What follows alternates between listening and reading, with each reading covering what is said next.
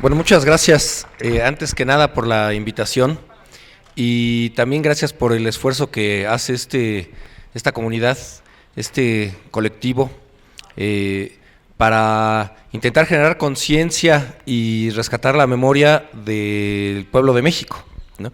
Es algo muy importante, sobre todo si tomamos en cuenta la situación en la que nos encontramos como nación. Ya lo veremos conforme vayamos platicando, pero observaremos que hay muchos paralelismos en cuanto a lo que ocurría hace 150 años y lo que tenemos hoy en día. O sea, son dos proyectos de nación que parten de principios distintos, que proponen modelos diferentes y que desde entonces han estado en disputa y la disputa continúa. Pero antes de hablarles de eso, les quiero mostrar algo. Mientras venía para acá, a la altura de Viaducto, se me acercó una persona y a ofrecerme también un volantito, ¿no? Yo de inmediato por el color, pues noté que iban a ser de Josefina Vázquez Mota, del PAN, ¿no? Y entonces, pero antes que nada, pues me quise asegurar. Y le dije, ¿son de Josefina? Y me dice, sí. Y le dije, ay, pues entonces démelos todos, ¿no? Exacto. Entonces le pedí que me los diera todos. Obviamente, estos ya no los va a recibir absolutamente nadie más, ¿no? Entonces eso es lo que hay que hacer. No hay que rechazar la propaganda del rival, del contrincante. Hay que aceptársela toda y después tirarla, ¿no? Exacto, es importante, pues. Pero algo más, voy a hablar de este volantito antes de hablar del 5 de mayo. Vienen, pues, algunas propuestas que tiene, ¿no? Que a mí me parecen sumamente violentas. Dice, cadena perpetua a políticos y funcionarios públicos que sean cómplices del crimen organizado, eliminación del fuero a diputados, senadores y funcionarios bajo investigación por narcotráfico, secuestro y crimen organizado. Pues el PAN tiene ya 12 años en el poder y nunca lo hizo. ¿Y saben por qué no lo hizo? Pues porque ya la mitad de ellos estaría entambado, ¿no? Para toda la vida. Entonces, esto es pura verborrea, es solo retórica, ¿no?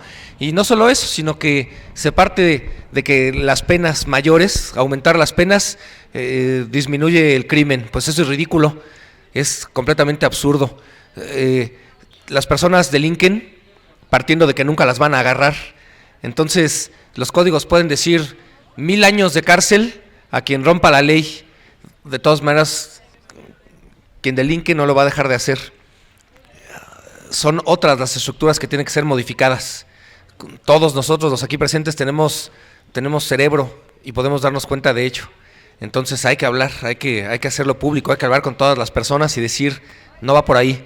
De lo que se trata es de darle al pueblo, de satisfacer las necesidades del pueblo, de tal manera que no vean el delinquir como una opción para la cobertura de sus necesidades. Ahí es en donde comienza todo.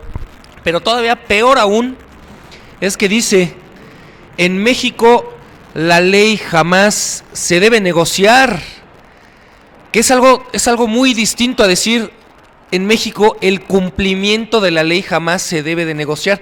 El cumplimiento de la ley no se debe de negociar, pero decir que en la ley, que en un país la ley no se negocia es tanto como decir, vamos a venir a imponer lo que nosotros queremos sin discutir y sin escuchar. Si no se dan cuenta de lo que están diciendo con este eslogan, malo. Pero si sí se dan cuenta, entonces es tenebroso. Todas las leyes, en su formación, antes de ser promulgadas, se tienen que discutir.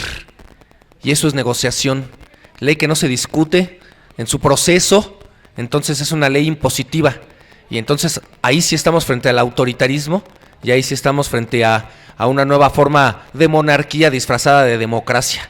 monarquía absoluta disfrazada de democracia. Entonces, tenemos que ser muy críticos con todas estas eslogans y cosas que nos dicen, porque sí nos están dando señales y mensajes, y hay que hacérselo saber a las personas que están más interesadas en el fútbol o las telenovelas que en saber que somos seres políticos. No se trata de que nos interese la política o no, es que estamos metidos en un mundo de política, y entonces es necesario conocerlo si es que queremos también tener la oportunidad de decidir cómo se va a transformar este mundo.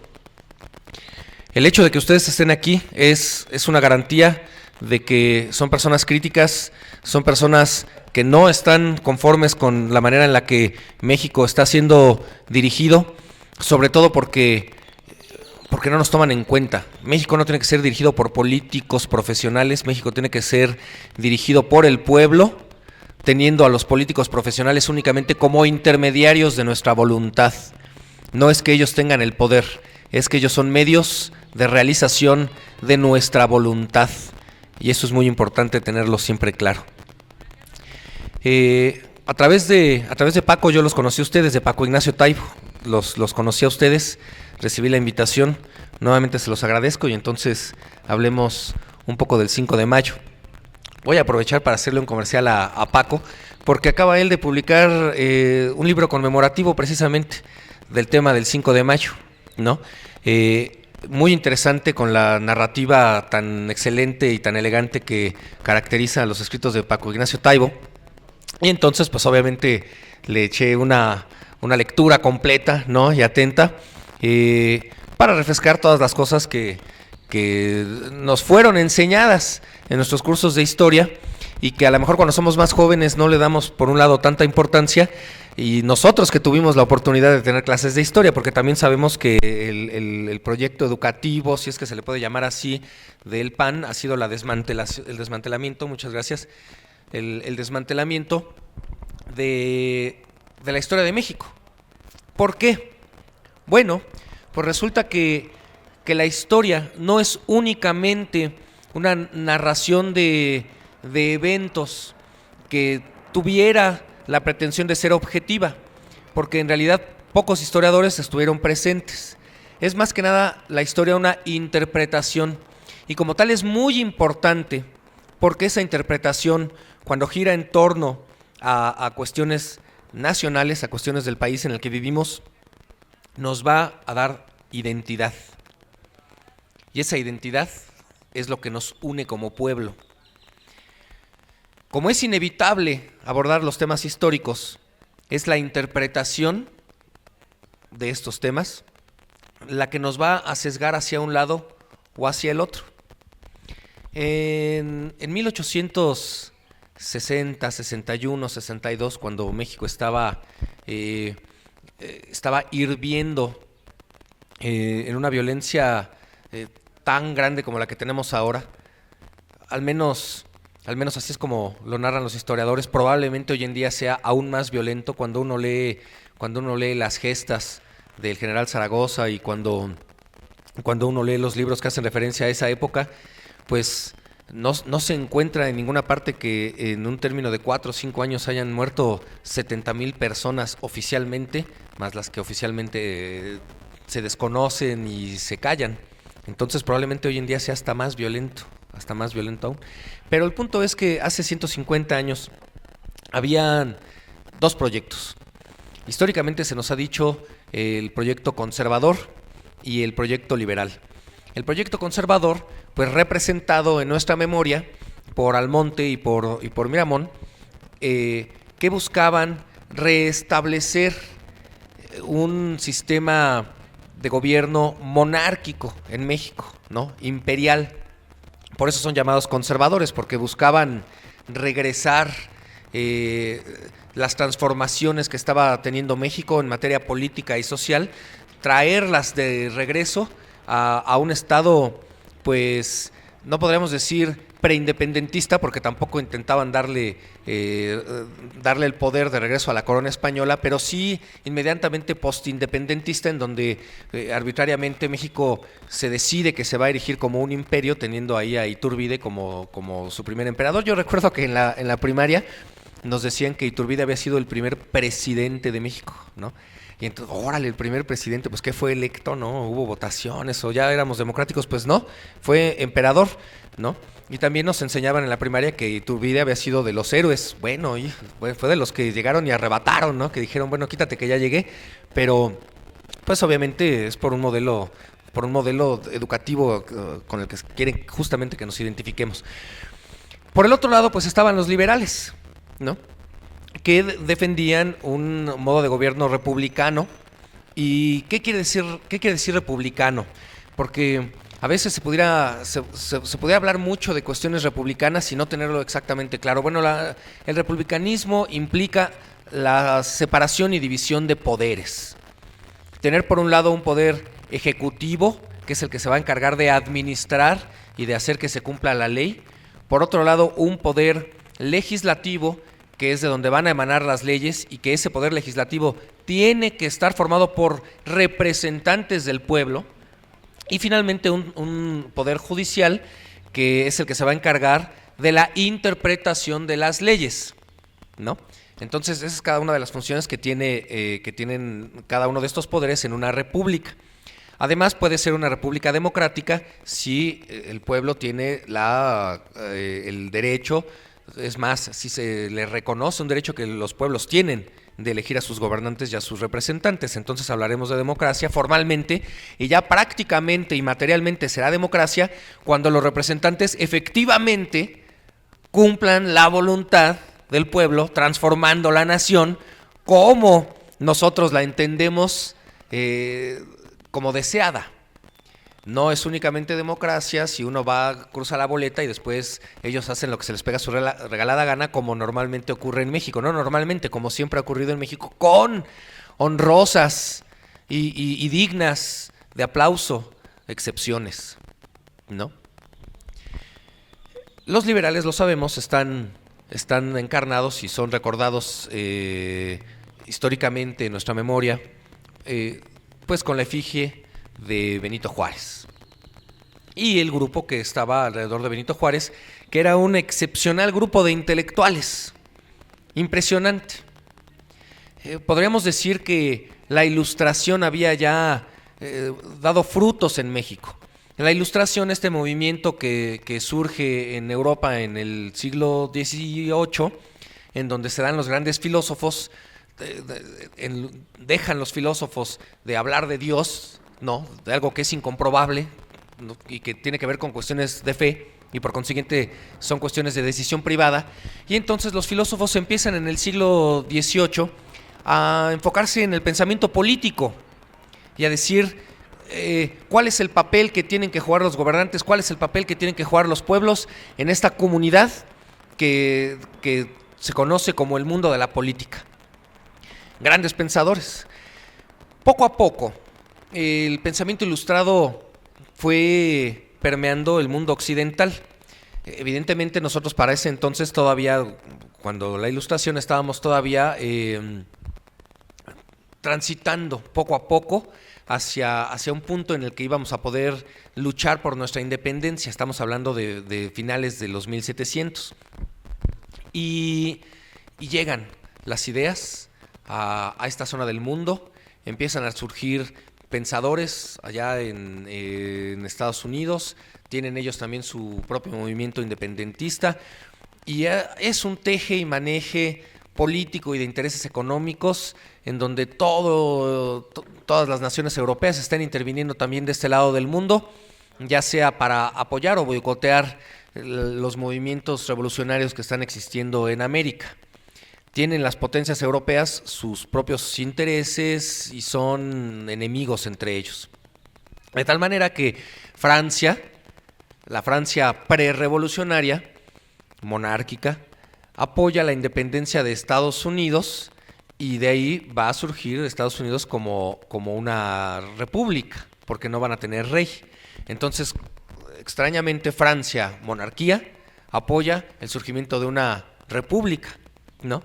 Y por el otro lado, Inglaterra, que obviamente se siente humillada, apoya a los franceses que viven en el norte de Estados Unidos para que formen Canadá, y entonces todo el mundo se está interviniendo ahí. México, por su parte, México está pasando por un proceso un poco distinto porque estamos completamente sometidos a la corona española, ¿no? Hasta que llegan los franceses, invaden España y eso da la pauta para que México pueda tener su movimiento de independencia.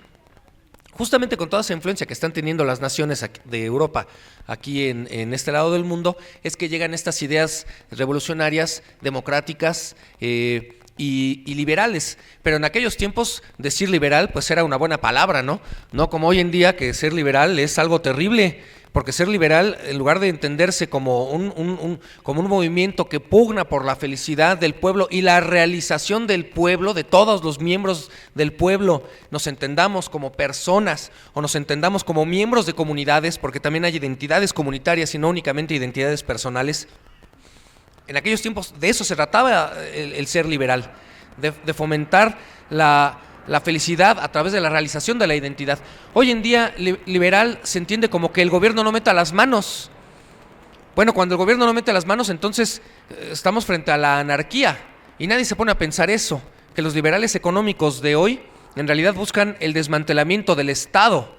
Esto quiere decir, son anárquicos, pero no son anárquicos ingenuos e inocentes como lo fueron en su momento Bakunin, o inclusive voy a decir una barrabasada, pero hasta los punks, que son anárquicos, pero son anárquicos con buenas intenciones. Estos son anárquicos ambiciosos. Los liberales de hoy en día no quieren Estado porque no quieren quien los regule, porque quieren hacer lo que se les pegue su gana con los recursos naturales, con el pueblo, con los recursos económicos que tendrían y que están ahí para darnos felicidad a todos, ¿no? Entonces, hoy en día ser liberal es digno de ser analizado, pero en aquellos tiempos el liberalismo se entendía completamente distinto. El liberalismo se entendía como un movimiento que buscaba la autonomía de los pueblos. Son tres las características que tenía la lucha liberal. Por un lado, la autonomía, esto quiere decir la capacidad de autolegislarse, la capacidad de darse a sí mismo sus propias leyes. La autodeterminación, esto quiere decir estar en la capacidad de darle contenido material a esas propias leyes, sabiendo cómo cumplirlas y cómo llevarlas a la práctica, esto quiere decir. Y finalmente, la independencia, esto quiere decir estar en la capacidad de abastecer nuestras necesidades materiales, emocionales, sensibles, psicológicas, por medio de nuestro propio esfuerzo y por medio de la transformación de nuestro mundo como nosotros lo decidamos. Esos eran los ideales liberales de aquel tiempo, ¿no? Bueno, hoy en día eso lo llamamos comunitarismo, miren, y eso es justamente lo que queremos los que estamos aquí: autodeterminarnos, ser verdaderamente independientes y ser verdaderamente autónomos. Entonces ahí hay nuevamente un paralelismo, ¿no? Cambian los nombres. ¿Y saben por qué cambian los nombres? ¿Saben por qué cambian los nombres? Porque los poderosos se roban los términos. ¿Ven? Se roban los términos. Si un término es súbitamente aceptado por el pueblo, rápidamente se lo roban. Hay tantas y tantas pruebas, ¿no? Como les digo, hoy los ambiciosos, los empresarios anárquicos se dicen liberales. Pero ¿dónde está la verdadera independencia si estamos completamente sometidos a los dictámenes del Banco Mundial y del Fondo Monetario Internacional y de las empresas transnacionales? Ellos no pretenden darnos siempre de comer, ellos pretenden subsanar nuestras necesidades que ni siquiera son nuestras porque ellos nos las determinan. Y sin embargo utilizan la palabra liberal porque se robaron el término. Pensemos en el Partido Revolucionario Institucional. Se roban el término revolucionario, ¿no? Se roban el derecho de utilizar algo que es tan digno, algo que es tan, de lo que nos sentimos tan orgullosos los mexicanos en nuestra memoria y en nuestra identidad, como lo es la revolución. En otros países, como en Alemania, mi nombre no me deja mentir, soy medio alemán, Pero yo crecí aquí y mi identidad fue formada aquí. Mi mamá es mexicana, ¿no? En los años que yo viví en Alemania me acuerdo que estaba platicando con un joven y jugaba béisbol. Yo jugaba béisbol y el joven también, y llegó nuestro entrenador, que era un dominicano, y entonces escuchó nuestra plática y le dijo a mi compañero de béisbol: mira, nada más 20 minutos de platicar con el mexicano y ya estás hablando de revolución. Porque el mundo nos reconoce como un pueblo revolucionario. Siempre lo hemos sido, o lo habíamos sido, hasta hace unos cuantos años. Porque nos roban el término. Nos roban el término y después nos dicen que es muy terrible, muy malo y muy criticable serlo, ¿no? Y levantarse, etcétera, etcétera. Pues qué absurdo es. Si es lo que nos ha unido invariablemente, lo que nos dio independencia y después lo que nos iba a dar los lazos de cohesión, si no hubiera sido porque un grupúsculo de truanes se robó ese término. El punto, pues, es que en 1961 México se encuentra en la bancarrota. Benito Juárez ya es presidente. 1861. Se encuentra México en la bancarrota. Y no solo se encuentra en la bancarrota, sino que además se encuentra endeudado. Se encuentra endeudado por tejes y manejes mafiosos, truculentos, pues financieramente hablando. Tenemos deuda con tres potencias, con las tres potencias de ese momento.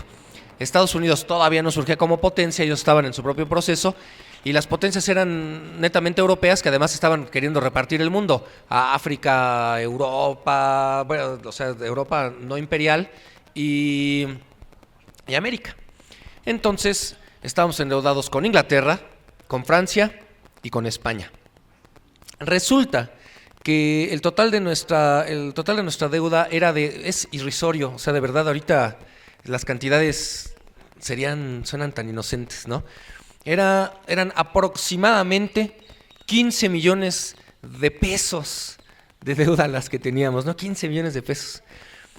Y resulta que de esos 15 millones, la mayor parte era de deuda para con Inglaterra, después España, y la deuda que tenemos con Francia era de menos de 2 millones de pesos. Menos de 2 millones de pesos. Pero no tenemos dinero para pagarla. Estamos en la quiebra. O sea, un periodo de 50 años continuos de luchas intestinas tienen a México en la bancarrota, porque no hay tanta producción sobre todo de bienes, ¿no?, comestibles. No hay manera de entrar a ningún tipo de fortalecimiento económico cuando estás haciendo constantemente la guerra. Todo se tiene que gastar en parque, todo se tiene que gastar en salarios para los mal pagados militares, ¿no? Y obviamente, pues la clase aristocrática y los ricos, pues eso sí, tienen su apartadito, ¿no? Entonces ellos no padecen. Los que padecen son el pueblo, que además nos pasan la cuenta de las deudas que ellos mismos han adquirido.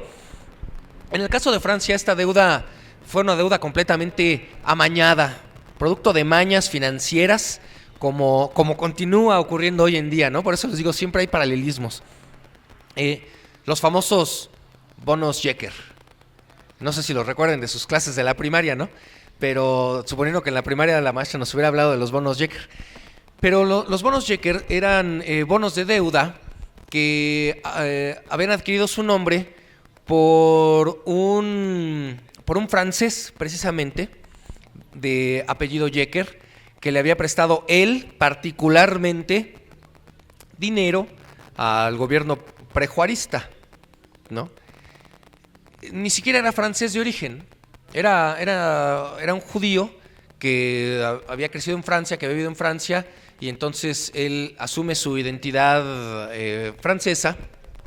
Y cuando Juárez, en uno de los actos de más valor en la historia de México y más dignos de encomio, o sea, de aplauso, de ser reconocidos y alabados, declara la moratoria. Y entonces les dice a las tres potencias: la famosa frase, ¿no? Que siempre nos dicen seguramente, pues a todos aquellos que tienen con nosotros deudas: debo, no niego, pago, no tengo, ¿no? Entonces, pues con la pena, mi querida Inglaterra, Francia y España, pero pues las necesidades de mi nación son más importantes que el estar satisfaciendo sus imperiales intereses económicos. Evidentemente, pues eso, no tanto por el dinero ni porque fueran a caer en quiebra esas tres naciones, sino por lo que implica el desafío de una nación a quienes ellos consideran subdesarrollada, inmoral,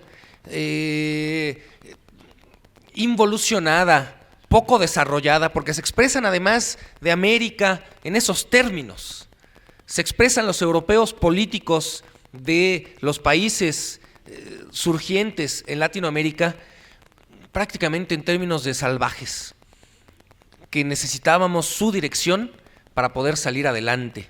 Pues a mí que me digan en dónde es adelante, porque si adelante está el precipicio, pues sí tendrían razón, pero resulta que justo es a donde no nos queríamos dirigir, ¿no?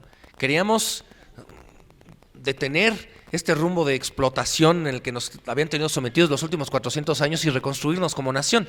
Pero para ello es fundamental el poder establecer estructuras económicas y políticas desde abajo, desde la base.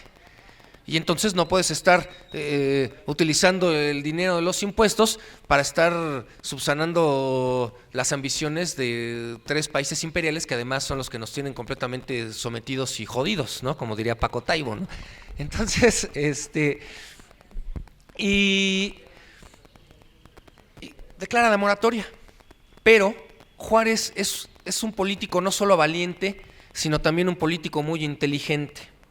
Entonces, después de haber declarado la moratoria, inmediatamente se pone a negociar, intenta negociar con las potencias. Mira, tranquilo, o sea, danos la oportunidad. Es evidente que nosotros como mexicanos apenas estamos pasando por un proceso de desarrollo, pero ya les hemos también pagado cualquier cantidad de dinero, ¿no?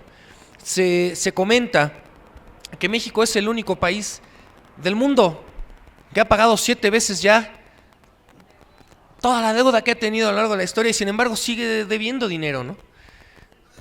¿Saben ustedes que México es el único país de la ONU, el único que está al corriente anualmente en todos los pagos de las deudas que tiene y en sus cuotas a la ONU? Es el único país, por eso nos siguen prestando, ¿no? Porque dicen, son buena paga, ¿no? Nunca dejan de pagar. Y Estados Unidos, o sea, nunca paga sus cuotas. Y Estados Unidos, o sea, no declara la moratoria, nomás no paga, ¿no? Nomás no paga. Y nosotros ahí estamos, como burros, trabajando para pagar la deuda externa y además para mantener a toda la clase política.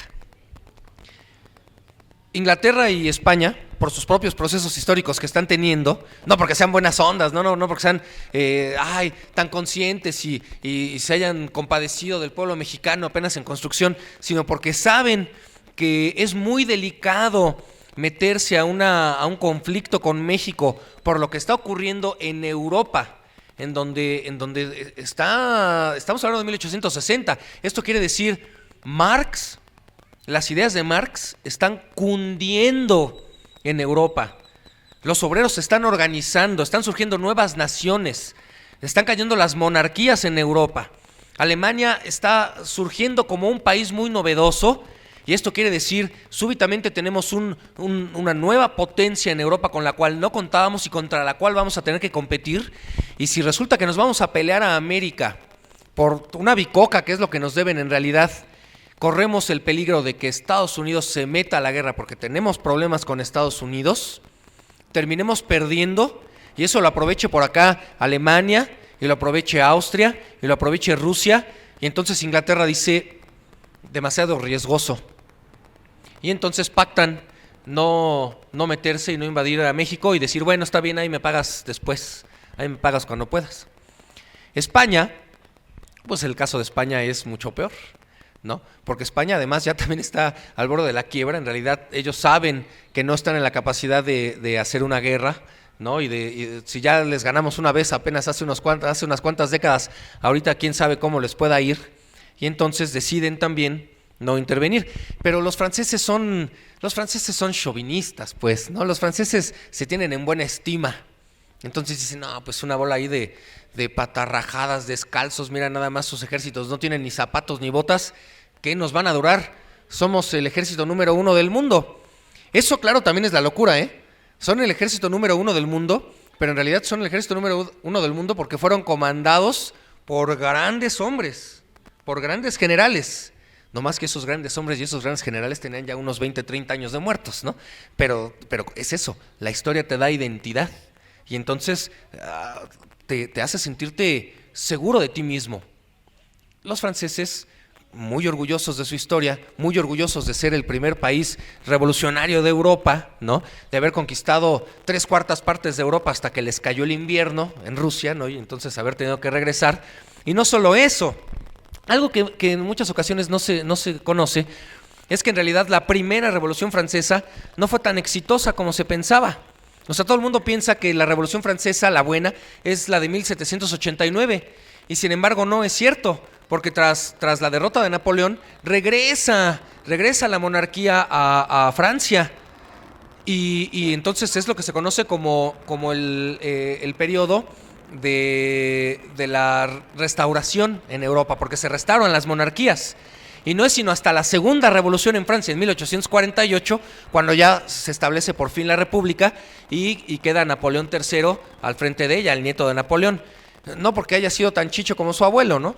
Sino porque tiene el reconocimiento popular por ser justamente hijo de Napoleón, por ser hijo del ícono unificador, liberador, y además tan nacionalista como lo era Napoleón, un nacionalismo raro porque además era italiano, ¿no? Napoleón era de Córcega, que en su momento pues era hay un protectorado francés, pero en realidad él hablaba francés con acento italiano, inclusive Napoleón, ¿no? Era una de las burlas que le hacían ahí en la tropa antes de que se volviera el mero mero.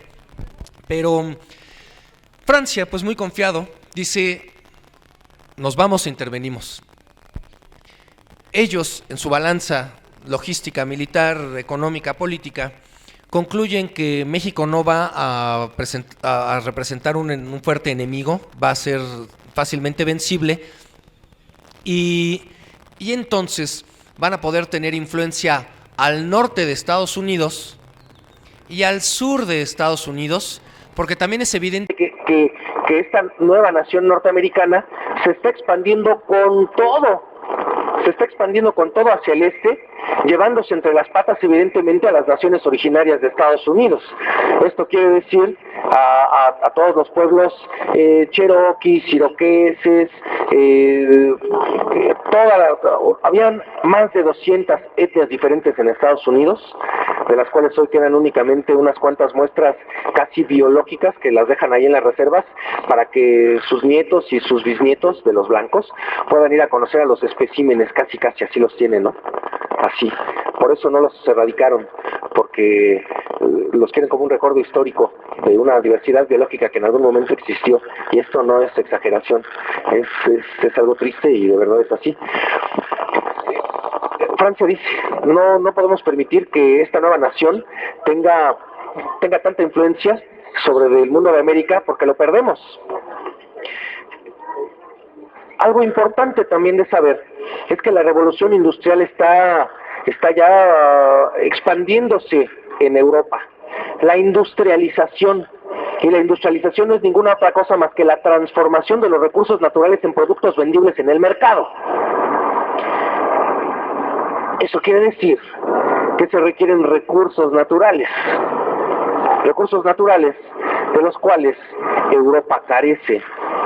Europa tiene hierro y tiene carbón, entonces pueden construir acero, fundamental para la industria, pueden construir hierro, fundamental para la industria, pero fuera de eso no tienen materia prima.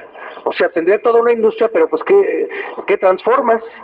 Pues los recursos naturales, pero no tenemos, pues entonces arrebatamos, y entonces se van a África, se van a América a servirse con la cuchara grande. Estados Unidos planea hacer exactamente lo mismo. Exactamente lo mismo. Y entonces, pues por eso es la famosa doctrina Monroe, ¿no? América para los americanos, ¿no? Sí. Entonces, como Francia está vislumbrando eso, dice, tenemos también que tener influencia en América, o Estados Unidos nos come el mandado. Entonces, en esta lógica, en este balance que están haciendo de cuestiones económicas, militares y políticas, de las que hablé hace un momento, deciden que sí les es redituable venir a invadir México. Y entonces, ojo, en nombre de la defensa de un interés privado, porque es Jecker el que es acreedor del gobierno de México, o sea, un señor, ¿no?, que vivía aquí en México y que tenía sus negocios, en nombre de un interés privado, hacen un conflicto público internacional, algo que violenta cualquier principio jurídico, ¿no? Porque los intereses privados se defienden a través de los canales privados. Y si se quiere defender a través de los canales públicos, entonces se hace a través de los juzgados y de las instancias. Claro, en aquellos tiempos no existía la ONU y no existían los tribunales internacionales, entonces dicen, bueno, como no hay autoridad en donde desahogar este conflicto, pues ahí te van mis soldados, el mejor ejército del mundo, en su mente, pues, ¿no? En su mente nada más.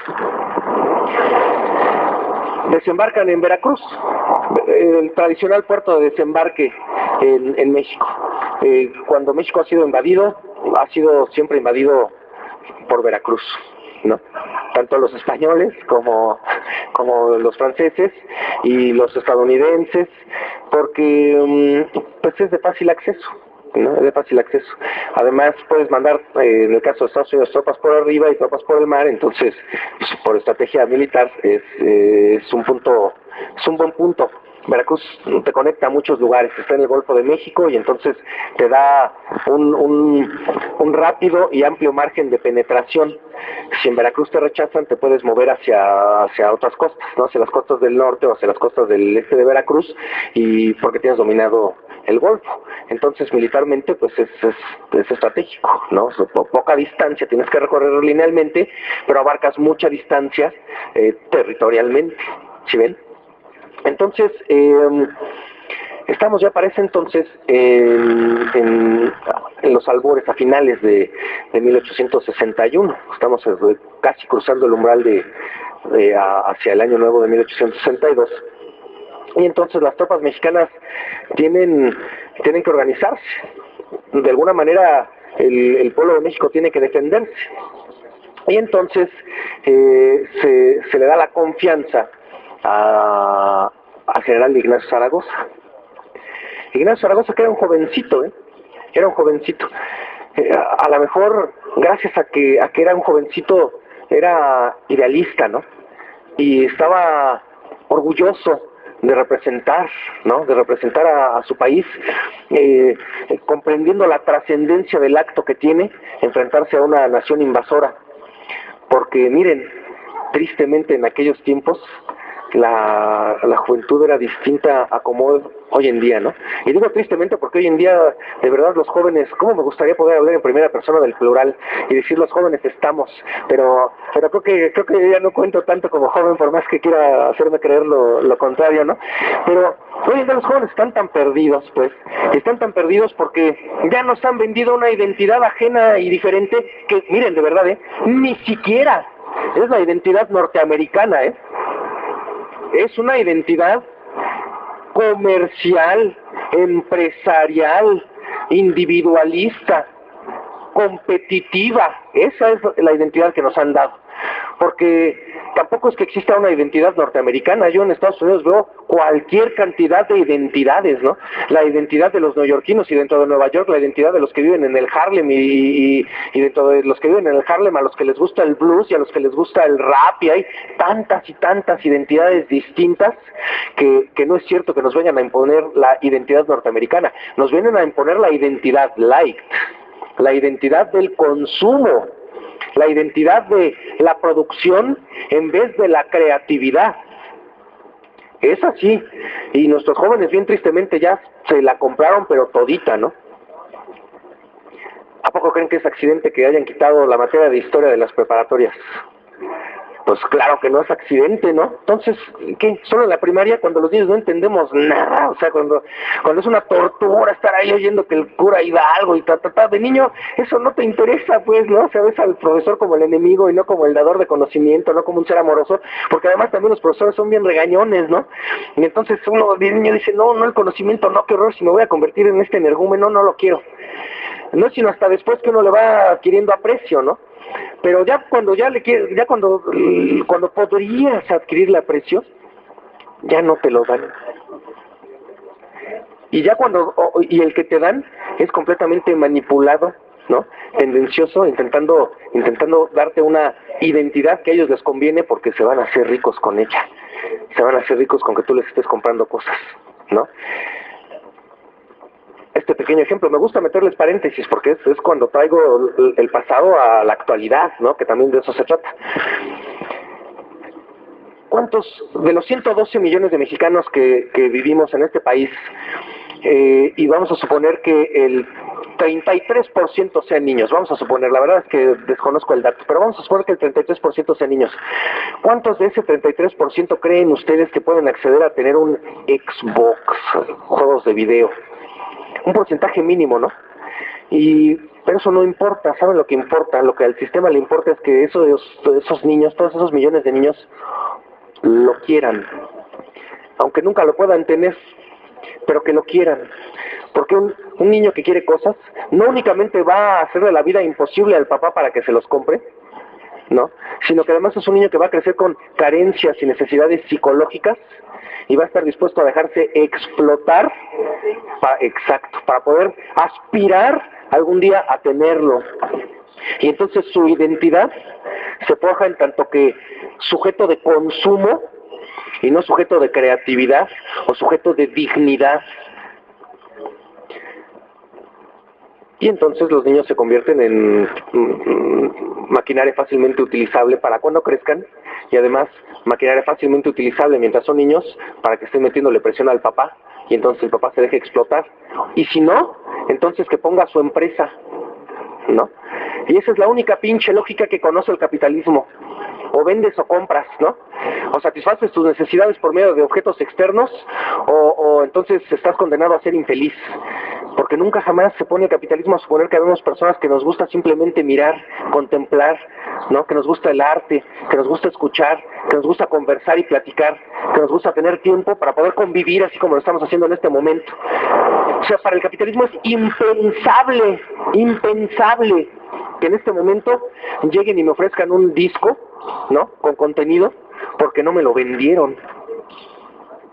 En el capitalismo esto sería pérdida de dinero, pero nosotros sabemos que esto es una inversión en dignidad, ¿no? Zaragoza, Ignacio Zaragoza, muy joven, de aproximadamente 35 años, tenía 33, ¿no? Exacto, tenía 33. Edad simbólica, ¿no? 33 años. Y si no los tenía, al menos nos lo dijeron. Y no importa, porque eso es una forma también de conectarnos con algo que nosotros encontramos valioso como mexicanos. A los 33 años, Zaragoza, este joven general, que tiene una anécdota extraordinaria, ¿no? Extraordinaria, relatada por Paco en su libro. Tiene su novia, ¿no? Zaragoza, que es hermana de uno de sus compañeros del ejército.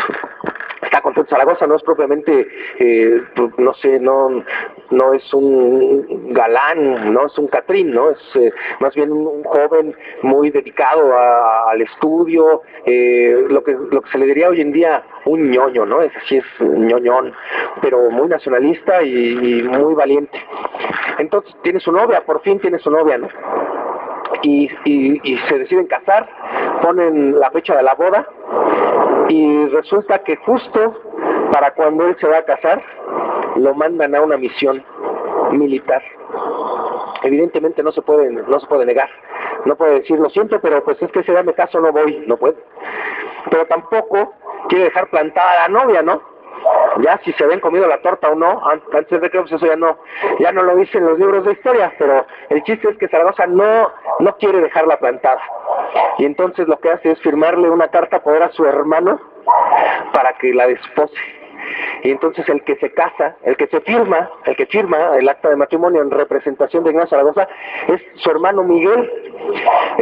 Obviamente estamos hablando de comunidades pequeñas, ¿no? En donde todo el mundo se conoce, entonces están en la parroquia y el párroco del pueblo pues tiene perfectamente bien identificado a Ignacio y tiene perfectamente bien identificado a Miguel, y el párroco se da cuenta que está casándose a Miguel, aunque él sabe que oficialmente está casando a Ignacio, ¿no? Pero se le da la hebra en varias ocasiones al cura, y entonces le dice, señorita Rafaela se llamaba, ¿está usted, acepta el matrimonio al joven Miguel Zaragoza?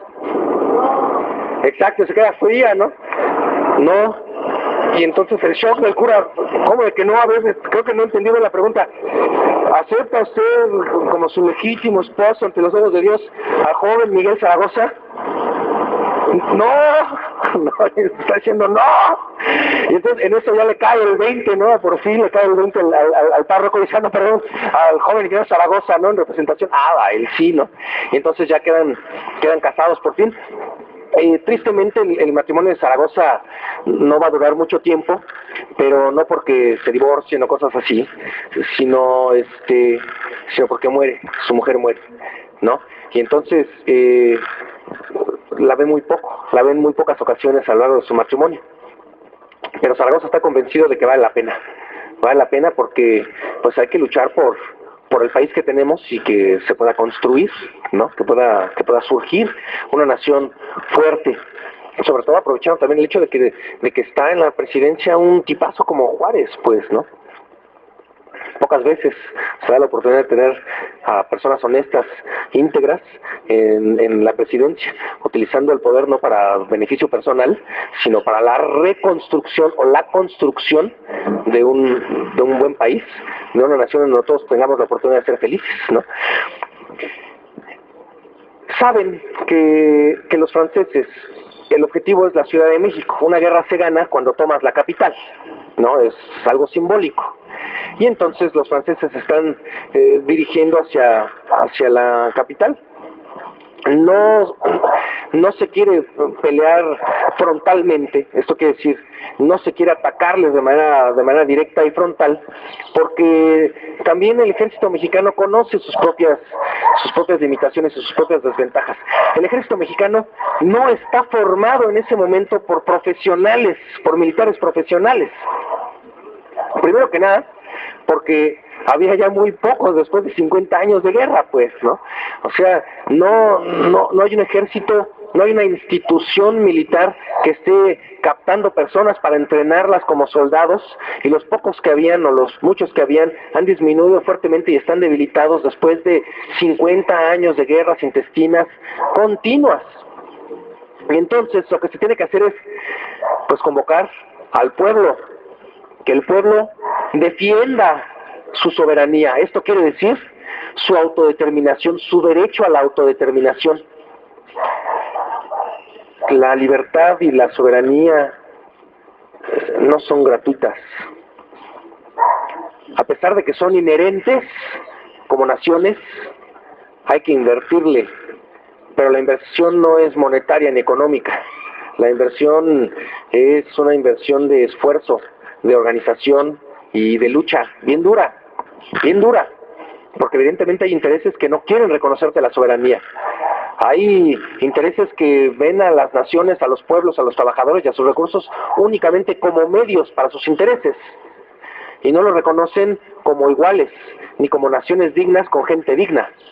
Y entonces, si no me reconocen un derecho, pues le digo, oye, cabrón, lo tengo y te lo voy a demostrar. Y entonces el pueblo de México efectivamente acude y se forman las fuerzas militares para defender el país de la invasión de los franceses. Pero es una situación terrible, porque no creo que vas, te enlistas en el ejército y entonces te reciben con tu uniforme, ¿no? Novedoso, y tu fusil, nada, ¿no? O sea, vas y dices, yo quiero participar. pues órale, entonces agarra lo que tengas, agarra tus chivas y te vienes con nosotros, ¿no? Oye, mi rifle, ¿no? ¿Cuál rifle? ¿No tienes machete? Pues tráetelo, pues, ¿no? Estabas en la siembra, entonces con eso con lo que vas a luchar, tráete tu machete y esa va a ser tu arma, y ya, si después ahí logramos vencer ahí a alguno de los cuadros del enemigo, pues ya con eso nos armamos, ¿no? Y a recoger balas y a cargar con las armas de los vencidos, y así es como nos vamos a armar, y si no, pues al más puro estilo tradicional mexicano, ¿no? Con palos y piedras y machetes, pero no me dejo, cabrón. No me dejo, ¿no? Y entonces, Zaragoza sabe que uno de los cruces naturales de Veracruz a la Ciudad de México es Puebla, ¿no? Es el cruce natural, pues está inclusive ahí el triángulo Veracruz, Oaxaca, Puebla. Y van a llegar también las fuerzas del oaxaqueño Porfirio Díaz, que en ese entonces sí se comportaba como un héroe, ¿no? Que en ese entonces sí estaba peleando por intereses colectivos y comunitarios antes de sacar el cobre, ¿no? ¿Qué le habrá pasado a ese muchachito? Pues quién sabe, pero fue algo no necesariamente bueno. Y eso es lo que conforma el ejército mexicano. Los franceses, mientras, pues están mandando sus noticias a Francia, ¿no? O sea, ya existían los medios de comunicación no tan modernos como los que tenemos ahora, pero pues mandan a sus emisarios por correo, van y entonces están haciendo su narración de los eventos de aquí.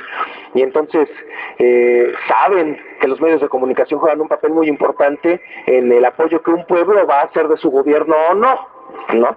Como hoy en día también, pues, ¿no? Donde los medios de comunicación intentan venderte la idea que les conviene en aras de que las personas o se vuelvan apáticas o terminen identificándose con una postura que les conviene a sus intereses.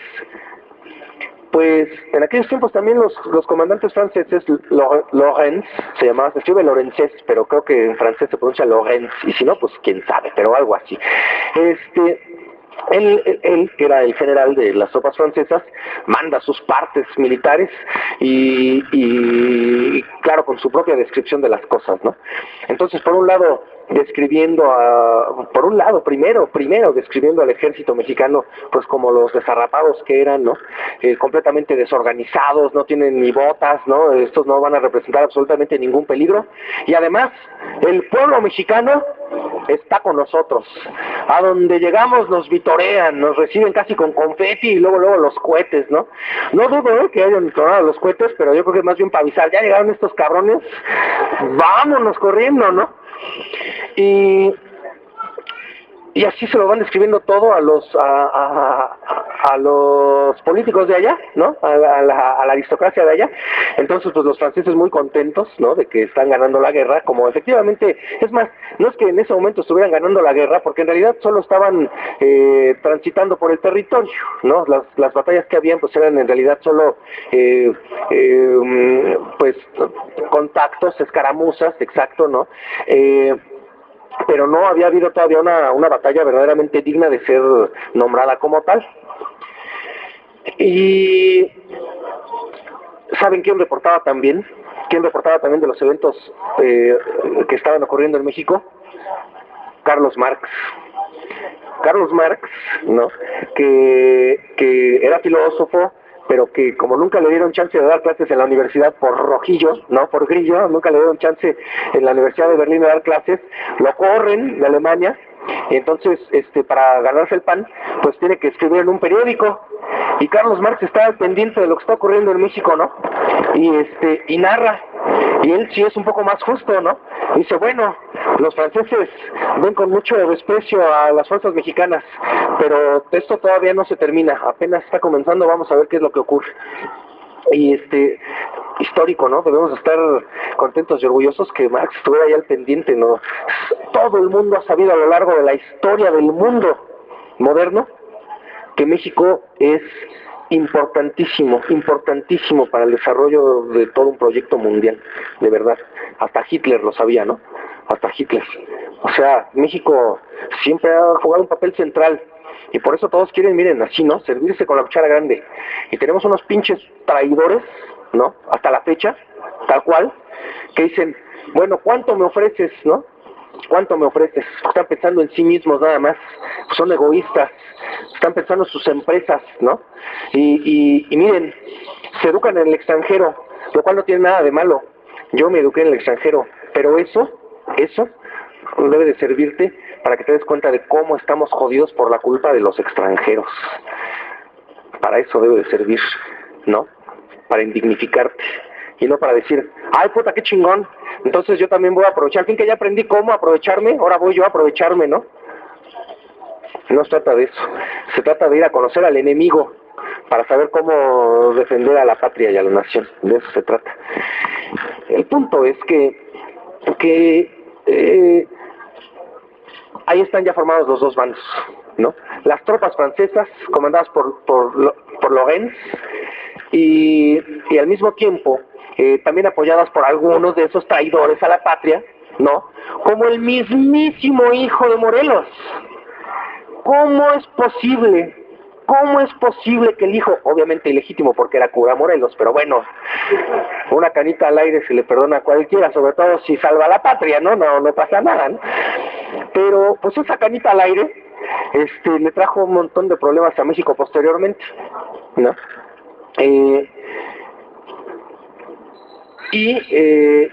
Almonte, ¿no? Almonte, hijo ilegítimo de Morelos, y Miramón, ¿no? Que en su momento había sido presidente conservador y que pactaban directamente con las potencias imperiales. Son esos tres los que van saben tarde o temprano combatir con las fuerzas de Zaragoza y de Porfirio Díaz. Se reúnen ya cerca del 30 de abril y el 1 de mayo, en esos 2 días, en ese umbral, y dicen, bueno, ¿qué hacemos? ¿Cómo vamos a atacar la ciudad de Puebla? Lorentz, con todo lo chauvinista y orgulloso que es, está completamente convencido de que en cuanto entren la conservadora población de Puebla los va a aplaudir, se van a volcar a las calles a recibir al liberador, ¿no? Porque de verdad estaban viviendo una fantasía tal que consideraban que el pueblo mexicano veía a Benito Juárez como un dictador, ¿no? Como ese que viene aquí a imponernos su modelo secular y anticlerical, nosotros que somos tan católicos, ¿no? Bueno, el pueblo mexicano es católico sin duda alguna, pero también el pueblo mexicano no es pendejo, sabe que una cosa es la religión y otra cosa muy diferente es la política. Entonces, si yo soy bueno y soy moral y soy ético, me voy al cielo, pero eso no quiere decir que tenga que aceptar las chingaderas que nos hacen los políticos aquí y los empresarios aquí, porque para irme al cielo primero tengo que comer, porque ser abnegado es hacerme cómplice de la maldad del otro. Quien jode se va al infierno, conforme lo dice la Iglesia Católica, ¿no? Quien es malo se va al infierno, eso es lo que nos dicen. Así que, ojo, permitirle a una persona que sea mala con nosotros es hacernos cómplices de su maldad. Así que una persona verdaderamente creyente en Dios dice, yo no dejo que seas malo conmigo, cabrón, ¿no? Por eso me levanto y me rebelo. Y la prueba fehaciente es que pues a Jesús lo crucificaron, ¿no? ¿A poco lo crucificaron nomás por venir a decir que era el Hijo de Dios? No creo. Los romanos hubieran dicho, hay otro loquito más de todos los que hay en el mundo, ¿no? Estaba haciendo ruido, estaba levantando al pueblo. Entonces por eso dijeron, a ese me lo callan, órale. Y que además queda ahí como ejemplo, ¿no? Entonces el pueblo mexicano yo creo que tiene eso muy claro. Yo creo que el pueblo mexicano tiene muy claro. Y los que no, son la minoría. De verdad que sí, ¿no? No por ser de izquierda soy anticlerical. Solo los aristócratas creen que lo clerical y lo político tienen que ir necesariamente de la mano. ¿Por qué? Pues porque yo qué culpa tengo de ser justamente yo el sobrino del cura, y ser yo el empresario, y ser yo el representante popular, ¿no?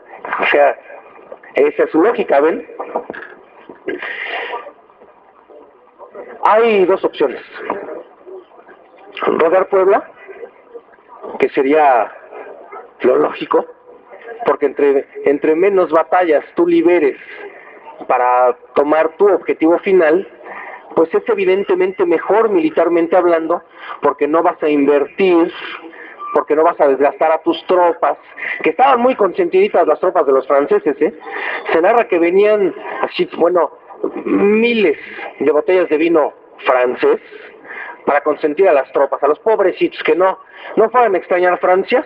Entonces traían así miles de botellas de vino francés, su carnita, bien alimentaditos para que estuvieran fuertes para la batalla, y no como los mexicanos que se alimentan con sic, frijoles, ¿no? Así decían los periódicos de la época, ¿no?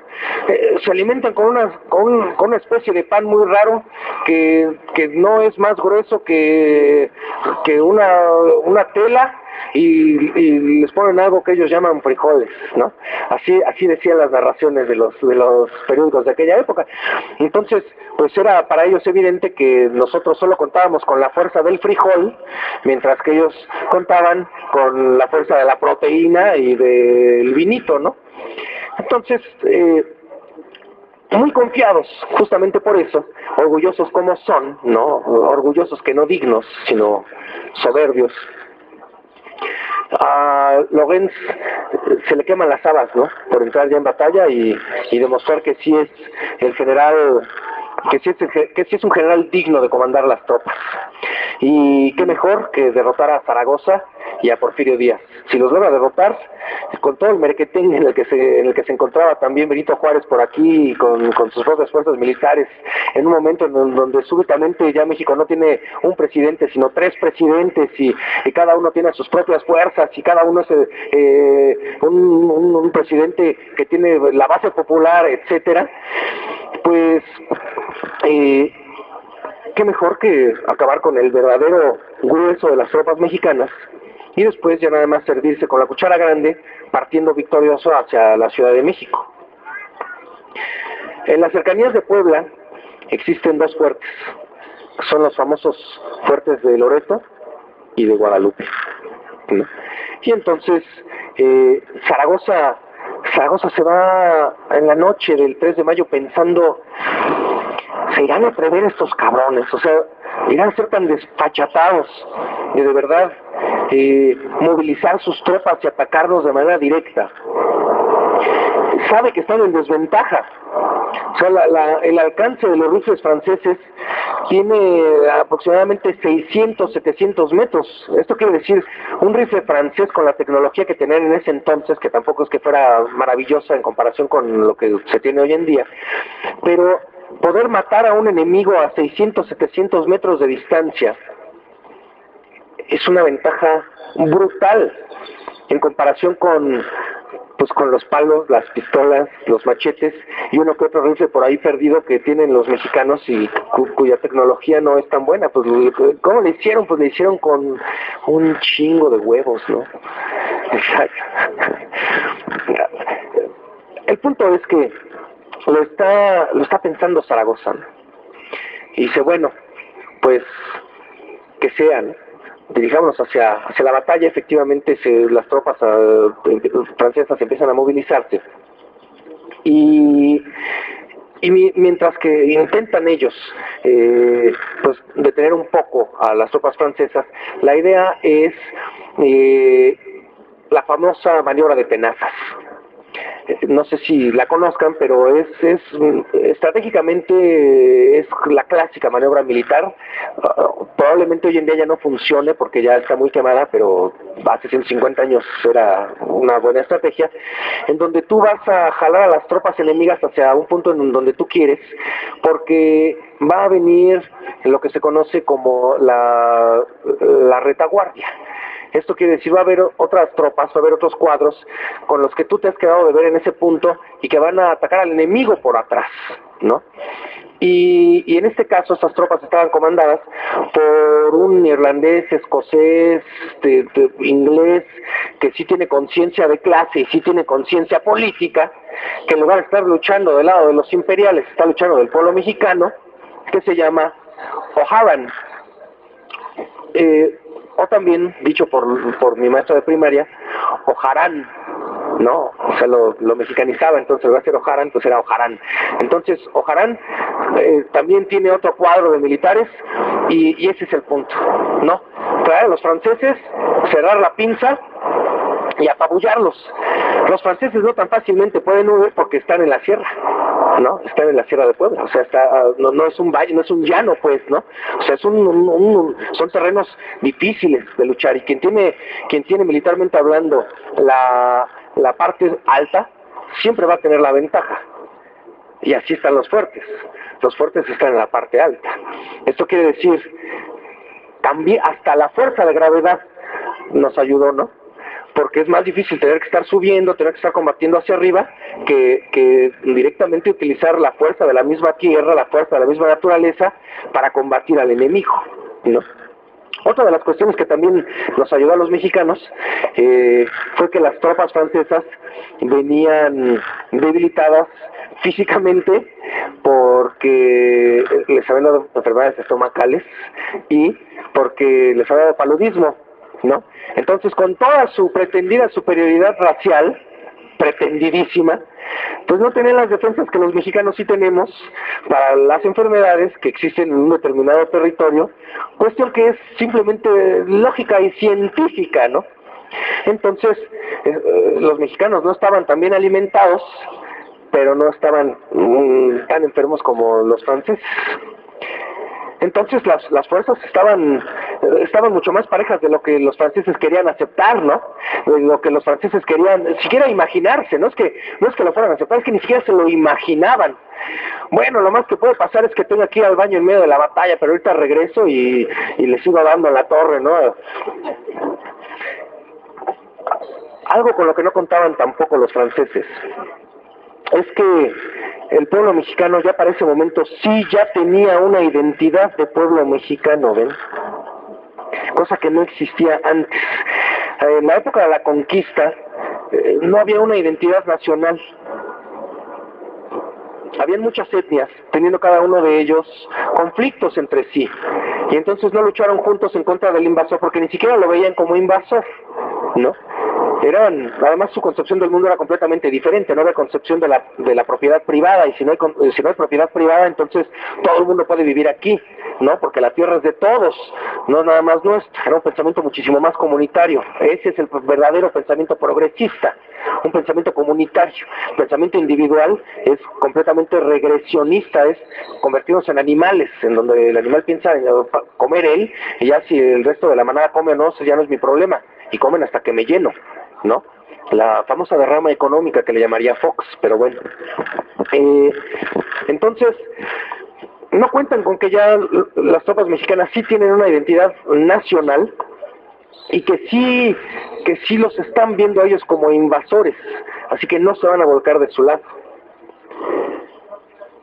Son aproximadamente 4.700 los efectivos del lado mexicano y son aproximadamente 5.200 los efectivos del lado francés. Son 500 hombres de diferencia en favor de los franceses, que tienen además superioridad de armas, pero como desventaja tienen además, y esto es, me parece lo fundamental, que mientras que el pueblo mexicano tiene dignidad, los franceses tienen soberbia. La dignidad hace que saques fuerzas de flaqueza. La soberbia hace que te conviertas en una persona vulnerable, porque estás sobrado, porque crees que eres imbatible, porque crees que eres invencible. Y la dignidad te dice, no, cabrón, verás que no. Los acercan hacia el fuerte de Guadalupe y los mexicanos se van con todo, ¿no?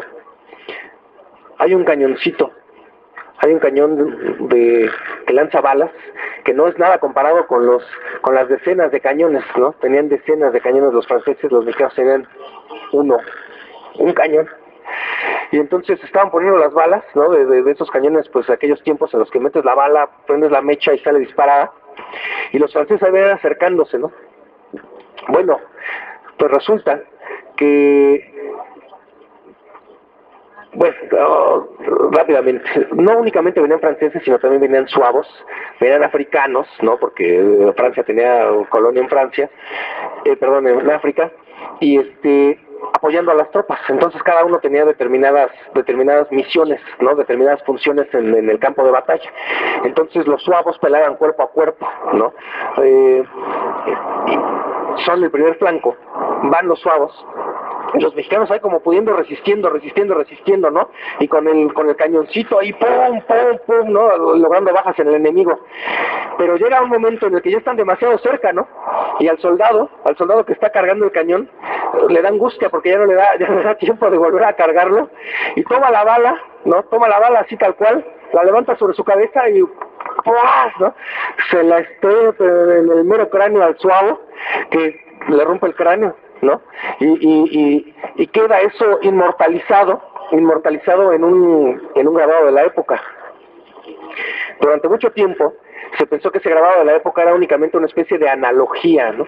Una especie de metáfora de cómo la valentía y el pundonor del pueblo mexicano había logrado vencer al invasor, pero resulta que Paco Taibo hizo una investigación más profunda y es un evento histórico. O sea, la ilustración que se tiene fue de alguien que la vio, quedó impactado y llevó a cabo la representación de ese evento, ¿no? Es justamente la que ilustra la portada del libro de Paco Taibo. Se los paso si quieren para que le echen un ojito, lo puedan ver.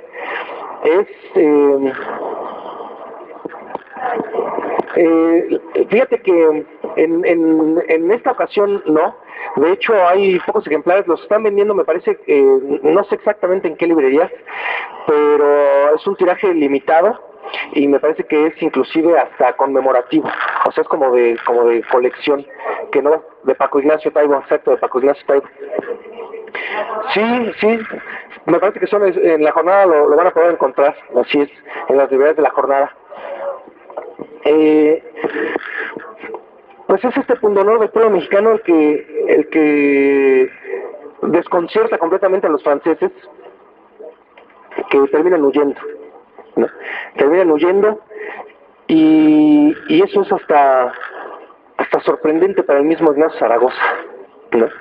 Que se llena de euforia, que comprende la trascendencia que tiene esta victoria sobre el invasor para la reafirmación de la identidad del pueblo mexicano, y de inmediato se pone a redactar cartas para enviárselas a Benito Juárez, describiendo que se había logrado derrotar al enemigo. Era una batalla y Zaragoza estaba consciente de que no era la finalización de la guerra, pero sí iba a pasar a la memoria del pueblo mexicano como un símbolo a seguir. La guerra, todos lo sabemos, se perdió posteriormente unos cuantos años. Esto quiere decir, los franceses se hicieron aparentemente del poder en México durante 3 años, ¿no? Que fue cuando posteriormente se impuso Maximiliano de Habsburgo, etcétera, pero eso solo es una victoria pírrica, porque al final el pueblo mexicano resurgió y los sacó. Y miren, tal vez pobre Maximiliano, ¿no? Porque a Maximiliano le hicieron creer tantas cosas que no eran ciertas. Y Carlota hasta loca se volvió la pobre, ¿no? Se cuenta la leyenda que le dieron toloache, ¿no? Eso lo describe Fernando del Paso en su extraordinario libro Noticias del Imperio, ¿no? Extraordinaria novela. Pero a Maximiliano le hicieron creer que de verdad el pueblo de México lo aclamaba, que lo queríamos, ¿no? Que necesitábamos nosotros, nación semisalvaje, de la ilustración y dirección de uno de los emperadores de la familia más importante en Europa, que era la de los Habsburgo, ¿no? Maximiliano no tenía ni interés en venir, pero le hacen por un lado creer eso, y por otro lado también su maquiavélica familia haciéndole creer eso, porque lo quieren fuera de Europa, porque lo quieren fuera de la jugada. porque Maximiliano es una persona bastante centrada, es hasta de ideas ahí así medio progresistas por ahí, o sea, es un noble sui generis. Y le toca de todas maneras ser pasado por las armas por Benito Juárez. Uno podría hoy, sabiendo o teniendo interpretaciones como esta que les acabo de dar, en donde se podría pensar que Maximiliano en realidad también puede haber sido una víctima de una maquiavélica maquinación por parte de la nobleza, tanto mexicana como francesa como austríaca, apiadarse de él y decir, bueno, pobre hombre, ¿no? Pobre hombre. Y sin embargo, pues era necesario pasarlo por las armas, porque se tenía que simbolizar que cabrón que quiere entrar, cabrón que va a salir, pero con las patas por delante, ¿no? No le quedaba más remedio a Benito Juárez.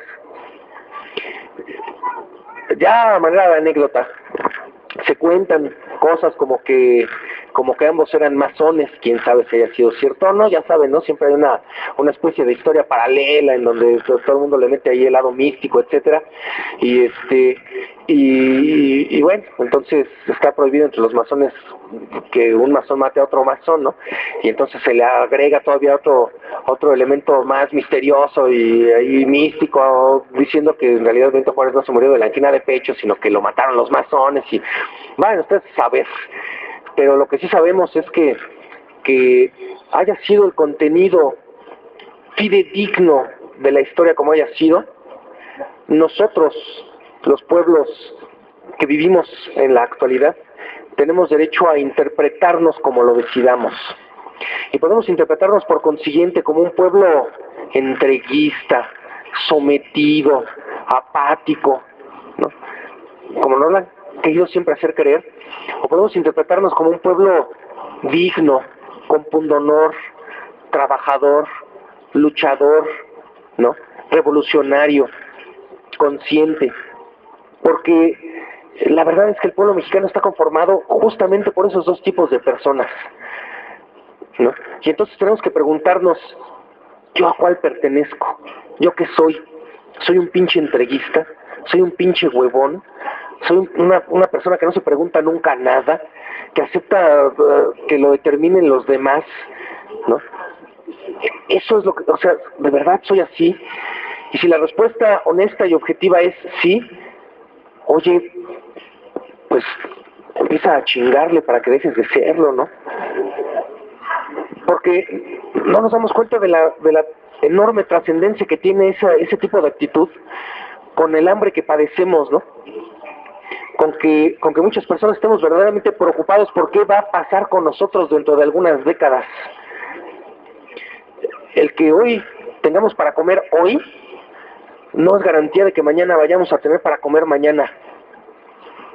Y cuando uno vislumbra el pinche modelo que nos están imponiendo, y no es una novedad, que nos están imponiendo desde hace ya décadas, y lo hacen de una manera a veces sutil y a veces cínica, ¿no?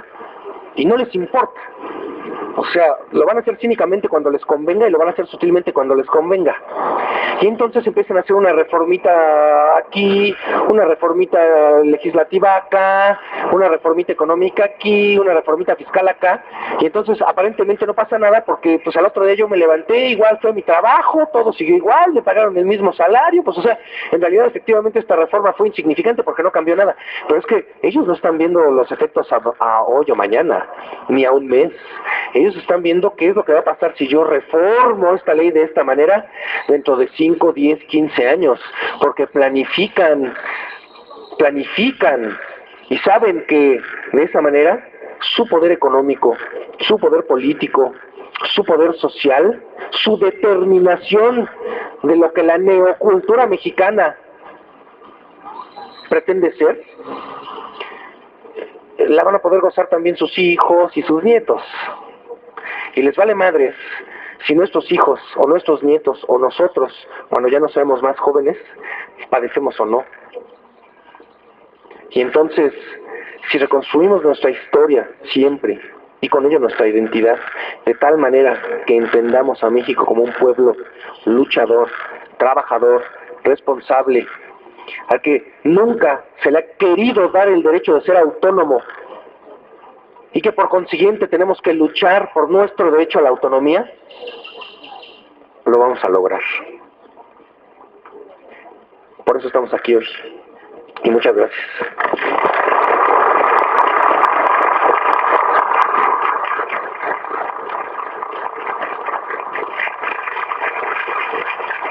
Muy bien. Excelente.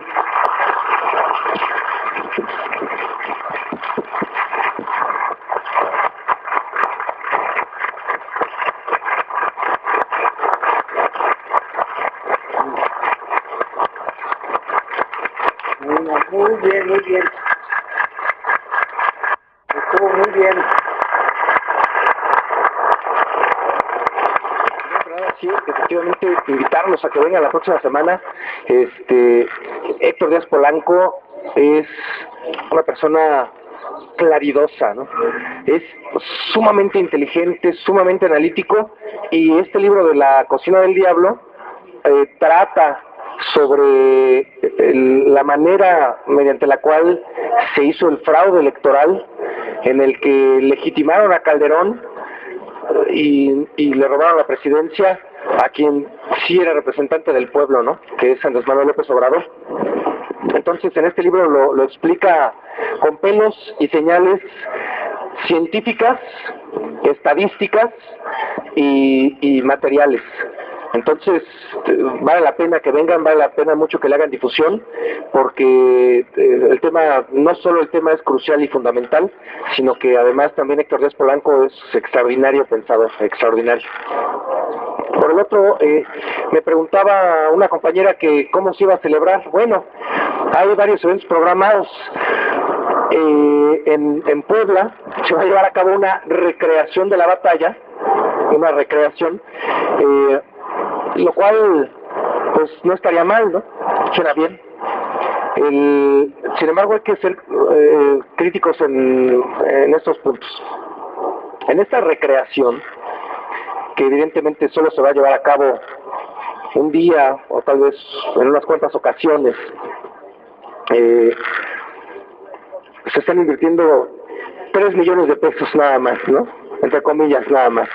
Se están invirtiendo 3 millones de pesos en hacer una recreación de la batalla de Puebla. O sea, en otras palabras, si los franceses estaban exigiendo 2 millones de pesos, el gobierno federal se va a gastar 3 millones de pesos en recrear la batalla, ¿no? ¿No les parece ridículo? 3 millones de pesos. Vaya, con 3 millones de pesos se pueden hacer 6 casas de interés social, ¿no? Dirán, bueno, 6 son poquitas. Pues sí, para 6 casas son poquitas, pero 3 millones de pesos para recrear para poner una obra teatral de un día, 3 millones de pesos es insultante. Yo creo que se podría conmemorar de una manera más digna, como por ejemplo, cuando el pueblo organizado hace este tipo de eventos, ¿no? En donde efectivamente somos personas de la cotidianidad que vamos caminando por las calles en México, conviviendo y conversando, que nos reunimos para decir, hubo mexicanos que se enfrentaron al opresor y que lograron derrotarlo. Esa a mí me parece la mejor forma de conmemorarlo. Que ahorita lleguen a sus casas y se pongan a hablar de esto, que se pongan a hacer esos paralelismos. Oye, mira, efectivamente cómo habían ciertas situaciones en aquel entonces y parece que siguen siendo las mismas 150 años después. No nos dejemos más, creo que esa es la mejor manera de conmemorarlo. ¿Cuál fue el papel de los belgas? Efectivamente, los belgas también formaban parte de las tropas francesas. En otras palabras, hay que recordar que Francia oficialmente fue imperio durante la época de Napoleón, en donde tenía controlada de facto a 3/4 partes de Europa. Pero además también ya a partir de la segunda mitad del siglo XIX, en 1860, los imperios europeos, principalmente los ingleses, los holandeses, los belgas y los franceses, quieren entrarle a eso, están metidos en el imperialismo en África. Entonces, los belgas y los franceses son aliados naturales, ¿no? Son aliados naturales. Durante mucho tiempo Bélgica formó parte del territorio francés también, hasta que ellos igual se independizaron, etcétera, pero tienen intereses imperialistas. Entonces, además de eso, los belgas, al igual que los suevos, son mercenarios. Entonces, luchan con el mejor postor. Eso también tiene un paralelismo hoy en día, algo que de lo que no se habla muy frecuentemente es, por ejemplo, que los Zetas son grupos paramilitares organizados por marines norteamericanos entrenados, ¿no? Marines norteamericanos y caiviles guatemaltecos que estaban en México para entrenar las tropas en materia de lógica antiinsurgente. Y cuando vieron que el ejército mexicano pues dejaba que desear, que sus niveles de ética y moral interna de muchas de sus tropas, no de todas, sin duda alguna, pero de algunas de sus tropas y de algunos de sus generales, también dejaban que desear, y que había gran parte del territorio mexicano descuidado por el gobierno federal y los gobiernos locales, vieron la oportunidad de hacer su agosto, y ya no se regresaron a Guatemala, ya no se regresaron a Estados Unidos y formaron el grupo de los Zetas. Por eso son los más sanguinarios, son soldados entrenados, marines norteamericanos, que se han quedado ya en territorio nacional. Entonces, eran mercenarios, y como mercenarios se comportan los Zetas. En el caso de los suevos, en el caso de los belgas en aquellos tiempos, también eran mercenarios, son comprados sus servicios por el gobierno francés, luchan de su lado, y también los africanos, o sea, había una gran cantidad de tropas francoafricanas que habían sido traídas desde sus propias bases, sobre todo en el Congo, para venir a luchar aquí en México. Entonces también a partir de sus propias habilidades era como los escuadrones, el escuadrón francés se iba organizando, ¿no? Los francoafricanos eran, por ejemplo, escuderos. Los suevos atacaban frente a frente, o sea, eran tropas de contacto, y los franceses pues eran los que tenían todo el entrenamiento militar profesional, pues eran finalmente también herederos de la tradición napoleónica militar, y entonces ellos eran quienes comandaban las tropas, hacían las estrategias y luchaban hasta el final. También, nuevamente, los paralelismos, pues como le hace hoy en día Estados Unidos, ¿no? Que cuando tiene guerra primero manda a los negros, a los hispanos, y hasta el final las tropas de los blancos, ¿no? Entonces, de una manera similar. La siguiente fue, ¿cuál fue el papel de los Acapoaxtlas? Miren, como les dije, por eso intenté abrir justo con esa presentación. La historia es interpretativa. Y entonces, conviene, como no estuvimos ahí, como no pudimos ver los hechos, y aunque hubiéramos estado ahí y hubiéramos visto los hechos, aún así estaríamos interpretando las cosas a partir de nuestro propio contorno antropológico, a partir de nuestras propias experiencias vitales, biográficas, a partir de lo que nos han enseñado, etcétera, etcétera. La historia siempre será interpretativa. Tradicionalmente a lo largo de los programas que nos tocó a nosotros tener cuando íbamos a la escuela, los programas de estudio con los que nos tocó formarnos cuando éramos niños, el papel de los Acapoaxtlas había sido fundamental en la batalla de Puebla. Y después ya se dice, no, pues es que los Acapoaxtlas no tuvieron ni que ver, ¿no? Hay una manera muchísimo más sencilla de solucionar ese problema. Fue el pueblo mexicano el que les dio en su madre a los franceses. Y al pueblo mexicano lo componen sus pueblos indígenas, toditos los pueblos indígenas componen al pueblo mexicano, así como también las comunidades de mestizos como nosotros, conformamos el pueblo mexicano con nuestras identidades y nuestras distinciones y nuestras diferencias culturales, étnicas, tradicionales, pero tenemos algo que nos une, que compartimos territorio y algunos intereses, como lo es justamente la el beneficio y la felicidad de la comunidad, en respeto a nuestras identidades. Siempre es, vamos a reconocer al otro, vamos a saber cómo es y vamos a comunicarnos con ellos. O sea, de lo diverso, hacer una sola cosa, eso quiere decir comunicación. De lo diverso, hacer un algo único. Claro, aquí en la mente y en la praxis, por medio de la colaboración, del trabajo, ¿no? Si los Acapoaxtlas fueron cruciales para la batalla o si no, yo diría que si los Acapoaxtlas consideran que sí, y tienen, y como siempre lo han tenido, la tradición de su lado, reconozcámoslo. Si resulta que llegan otros y dicen, es que los Acapoaxtlas no, decir, bueno, pero no te preocupes, fuimos los mexicanos y los mexicanos lo hicimos juntos, ¿no? Y entonces generarnos esta identidad de luchadores de que no se dejan, ¿no? Eso a mí me parece que sea lo más importante en ese sentido. La otra pregunta que salió volando fue si... ¿qué pasa con O'Haran? Bueno, como lo comenté, O'Haran fue un militar irlandés. Está también un poco ambiguo su origen, porque no se sabe con exactitud si era irlandés, o si era escocés, o si era inglés, y lo más probable pues que haya sido las tres, porque todos tenemos sangre de muchos, ¿no? Y sobre todo cuando están por ahí cerquita, o sea, vaya, Escocia e Inglaterra están pegadas, hay cualquier cantidad de negociación étnica, por decirlo de alguna manera, ¿no? O sea, vaya, los bigotes y las caderas de los ingleses y las escocesas y de los escoceses y de las inglesas, pues siempre pueden resultar atractivos para todas las etnias. Entonces lo más probable pues es que haya sido una mezcla, ¿no? de todas estas cosas.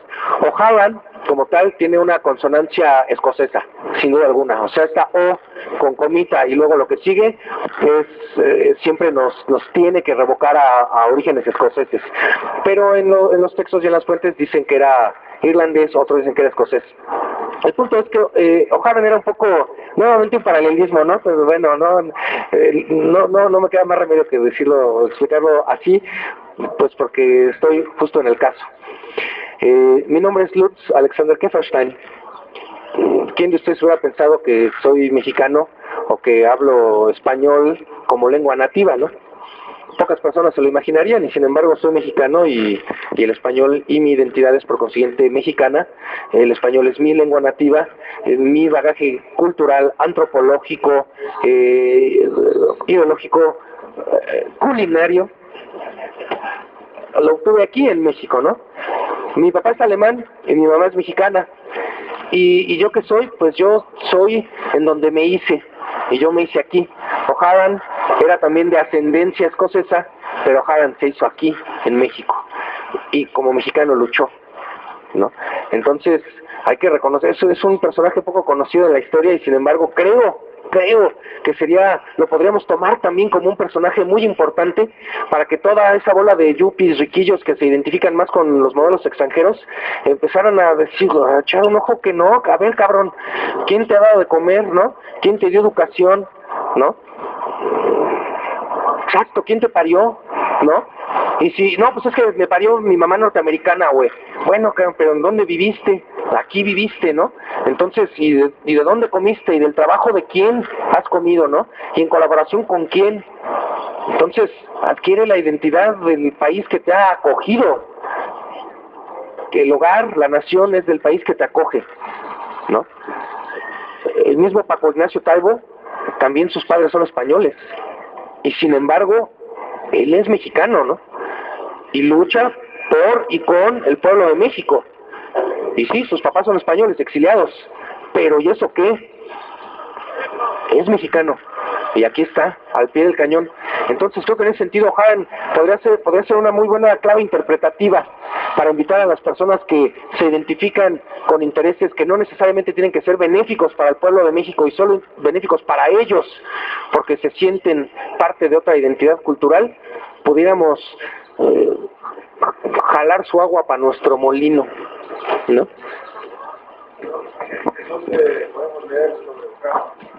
Pues por lo pronto en el libro de Paco Taibo.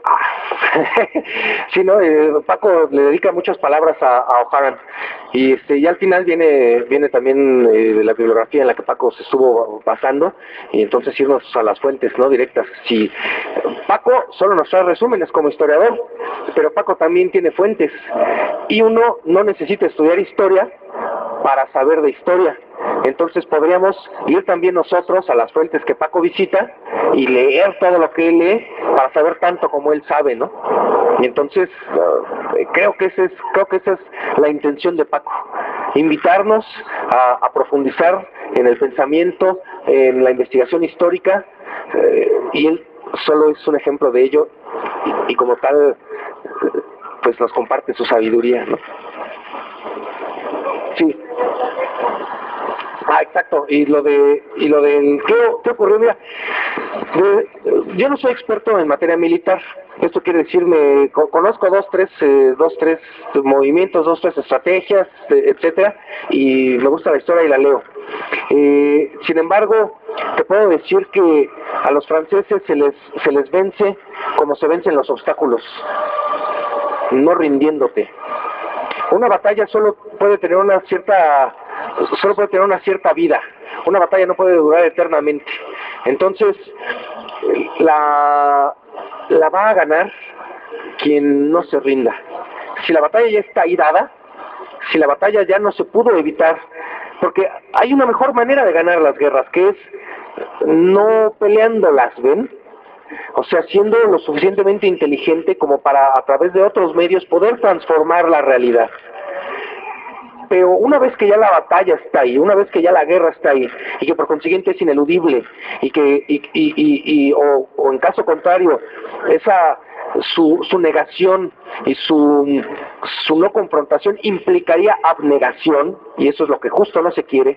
Si la batalla ya está ahí y no se puede eludir, y además se encuentra uno en desventaja, evidentemente la mejor manera de ofender es resistiendo. No me rindo, no me rindo, no me rindo, no me rindo, no me rindo, de tal manera que las tropas que son activas sean las que se estén desgastando. Ellos son los que están poniendo la inversión económica, la inversión de energías mayoritariamente. Las tropas de Zaragoza resistieron, hasta que llegó el momento en el que Zaragoza comprendió que era justo el instante de dar el paso siguiente y se fueron a la ofensiva. Eso es un buen estratega militar, el que se mantiene acechante, y entonces cuando comprende que las condiciones de posibilidad están dadas para darle la vuelta a la batalla, pasa a la ofensiva. En el momento en el que se conjuntaron las fuerzas de Porfirio Díaz, Zaragoza y O'Haran, ¡pum!, da la batalla un vuelco y terminan derrotando a los franceses. Se cuenta que hubo, siempre exagerados, ¿no? Los franceses se enfrentaron contra, fíjense, nada más para que vean la contradicción, súbitamente se habían enfrentado contra prácticamente toda la nación mexicana. Ah, chinga, pero que no eran los que te estaban aplaudiendo cuando llegabas, ¿no? Pero pues claro, de alguna manera tenía que explicar que perdió, ¿no? Entonces, no, es que eran hordas incontables de mexicanos, parecía toda la nación mexicana levantada. Robemos de ese discurso y digamos, sí, a huevo, cabrón, toda la nación mexicana te venció todita, representada por los peleadores de la batalla de Puebla, pero sí es cierto, te venció toda la nación mexicana, ¿no? Y ya más objetivamente se dice que murieron aproximadamente, algunas fuentes dicen 700, o sea que hubo 700 bajas del lado de los franceses, otras dicen 600 y las más obvias dicen 400, ¿no? Hay algunas que manejan hasta 1200 bajas y en el caso de los mexicanos las bajas fueron menores. Algunas fuentes dicen 200, otras fuentes dicen 400, pero la verdad es que no fueron tantas en comparación con las de los franceses. Si tomamos en cuenta que originalmente habían estado peleando 4.700 mexicanos y 5.200 franceses aproximadamente, llegó un momento en el que ya los mexicanos tenían superioridad numérica, y es cuando Lorenz dice, como se diga en francés, patas pa' que las quiero, ¿no? Y emprenden la graciosa vida.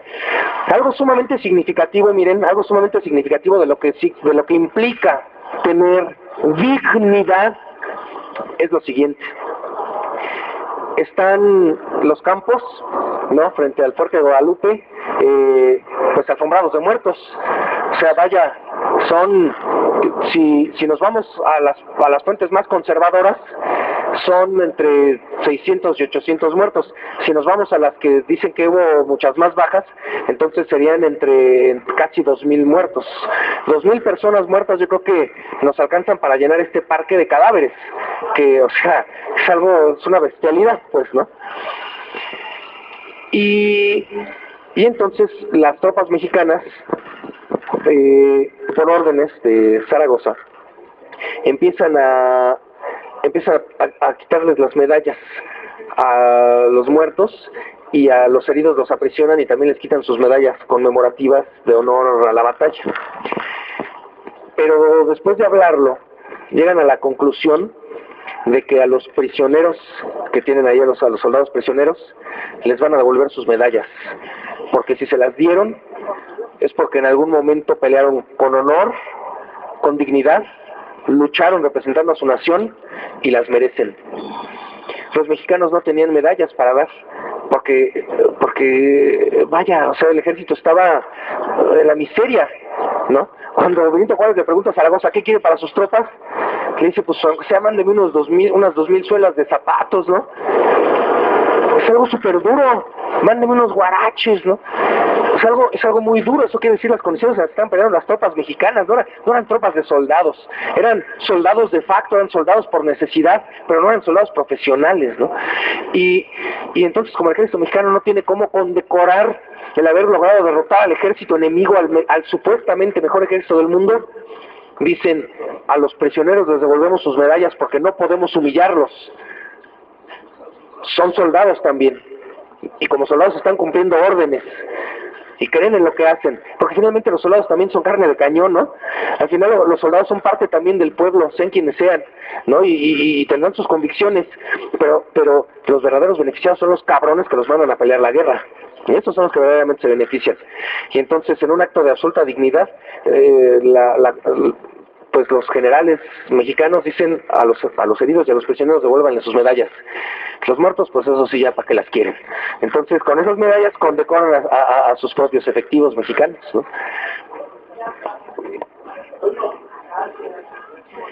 ¿Hay alguna pregunta más? Sí, yo tengo una preguntota. Por ahí anda un libro girando. Sí, ¿ya lo regresaron? Sí, porque... El libro se llama Los libres no reconocen rivales. Los libres no reconocen rivales, que es una frase de Zaragoza. Es una frase de Zaragoza. Este paquete es un paquete, perdón, este no, es de los pegotes. Yo tengo una pregunta, ya que da oportunidad a una más. Muchas gracias por la exposición y me queda claro que es usted mexicano. Y por lo simple, ¿no? La dinámica, el lenguaje nos hizo entender muchas cosas, pero volviendo al día de hoy, en Estados Unidos, los mexicanos que están allá celebran el 5 de mayo, pero de una forma muy extraña, ¿sí? Y eso es lo que me interesa, o su opinión. ¿Qué hay atrás de ello? ¿Sí? ¿Qué hay atrás de ello? Porque parece que allá solamente chupe y el American Football, ¿no? De una cuestión tan importante como es el 5 de mayo para nosotros, y sí, ¿qué simbolismo representa eso? Porque no me cuadra a mí. Gracias. Bueno, es una pregunta que yo creo que nos hacemos muchos, ¿no? Primero que nada, es importante reconocer que el 5 de mayo en California tiene una significación enorme. Y hay que reconocerlo e imitarlo, porque lo tenemos aquí tan olvidado, ¿no? Lo tenemos tan olvidado que solamente se celebra ahora que son 150 años, ya hasta lo quitaron de los días festivos nacionales. Exacto, ya no es puente, ¿no? Antes recuerdo que sí había ceremonias conmemorativas del 5 de mayo, había celebración, íbamos con nuestro uniforme cívico, ¿no? Nos tenemos que ir de blanco, toda la ceremonia, porque sí estaba en una construcción, o sea, vaya, el sistema educativo sí iba encaminado a formarnos una identidad como mexicanos. Como hoy en día de lo que se trata es de formarnos una identidad light, entre más inmediata sea tu memoria y más a corto plazo y menos a largo plazo mejor, pues lo han quitado de las celebraciones nacionales, ¿no? Exacto.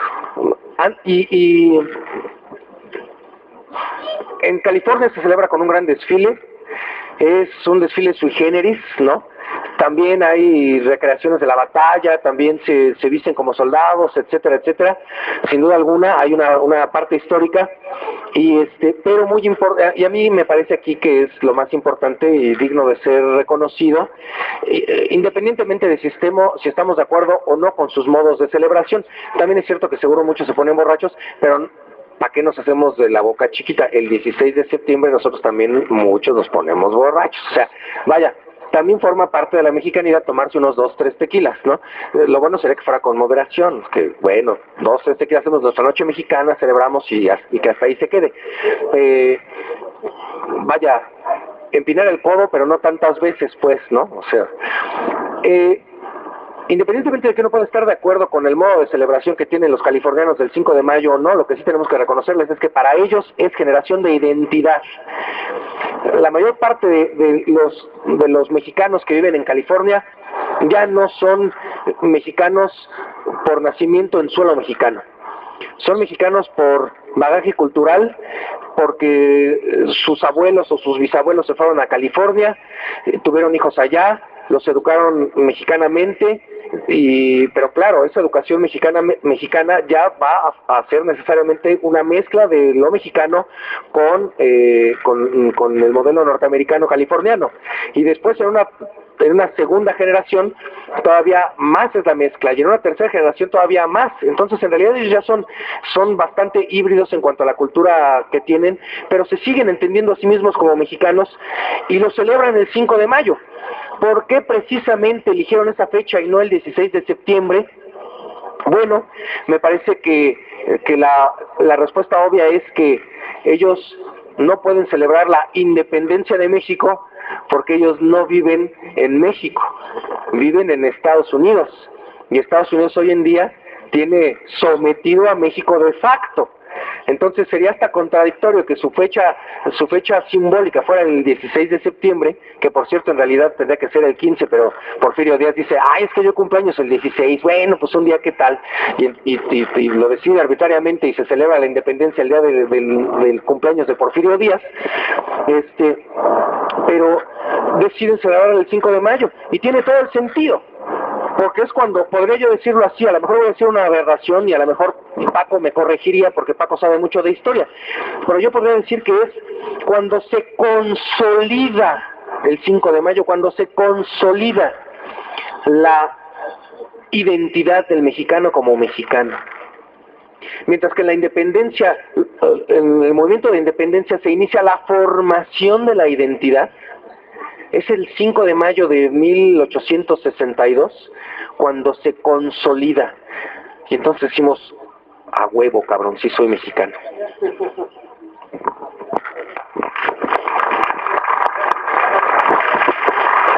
Excelente. Recuerden que este disco va a estar el próximo sábado. Vamos a tener este disco, de seguro todos lo van a querer, porque estuvo muy interesante esta charla, muy bien dada.